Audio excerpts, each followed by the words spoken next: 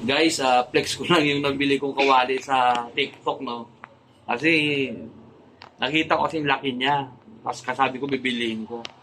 Yung pala, pagdating dito, kasing laki lang ng plato. So, lulutuan nga natin ngayon kung kamusta naman siya. Guys, to.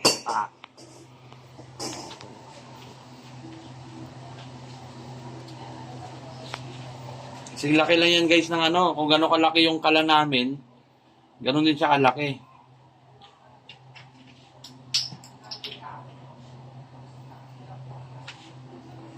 Magluluto muna tayo guys ha. Tayo natin ha. Yan.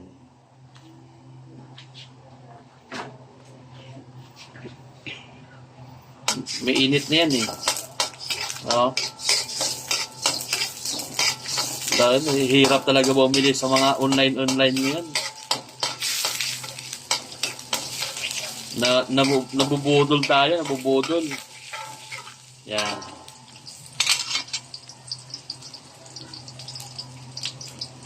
Magluluto tayo dito, magluluto. Ayan. Siyempre, ilulutuin natin guys, malakasan yan. Meron tayong sibuyas, saka luya, bawang yan. Ayan. Pagkain ng mahihirap to. Yan.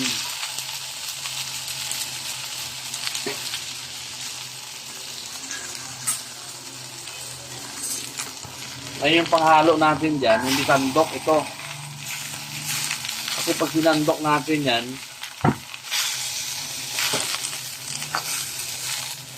baka mamaya matapon. Bali bumili ako ng isang pirasong kangkong kasi gusto ko mag-adobo ako. Adobong kangkong pala to guys ha. Lulutuin ko ngayon.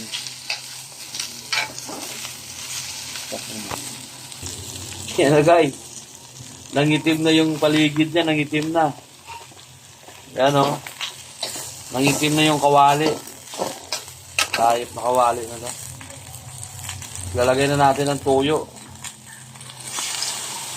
Kangkong to, pang isang serving lang to.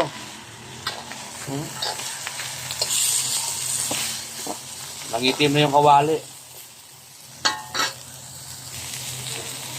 Lagay natin yung sili. Yan. Lagyan na natin yung suka. Yan. Lagyan natin ng konting paminta. Yan. Powder lang, powder. Lagyan natin ng konting asukal, no? Parang pang-balance lang dun sa alat. Pwede to guys sa ano, sa mga maliliit na burner na kalan, pwede siya. Sa akin kasi, ano to eh, malaking burner kasi gamit ko eh. Kaya isang bukas mo lang sinakop lahat, kaya umitim siya. Ano. Guys, luto na yung ating adobong kangkong. Guys, luto na. Pwede na tayo kumain, isang order. Isang order lang na adobo ng kangkong. Yan. Kaya sa mga gusto mag-adobo dyan, ayan na. Charan! Kain na guys!